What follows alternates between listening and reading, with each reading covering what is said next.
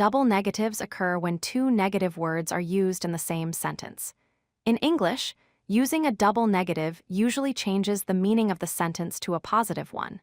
This can create confusion and is generally considered incorrect in formal English.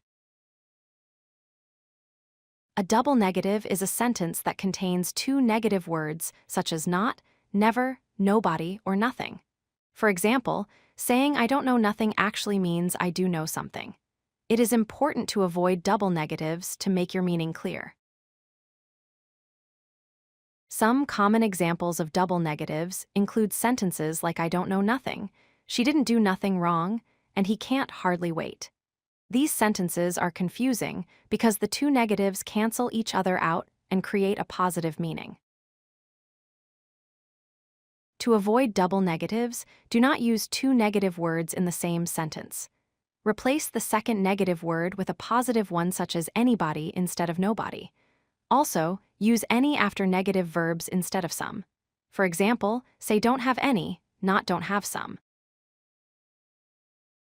Here are some practice sentences with double negatives.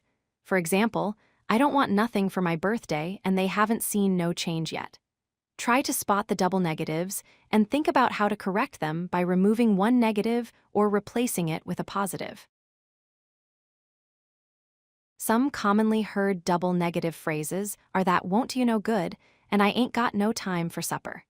These phrases are incorrect in formal English, but are often heard in everyday speech. It is important to learn how to avoid using them in writing and speaking. Sometimes double negatives are less obvious, like in the sentence I can't not go or she didn't say nothing bad. These are still double negatives and can confuse your listeners or readers. Try to use clear, positive sentences instead.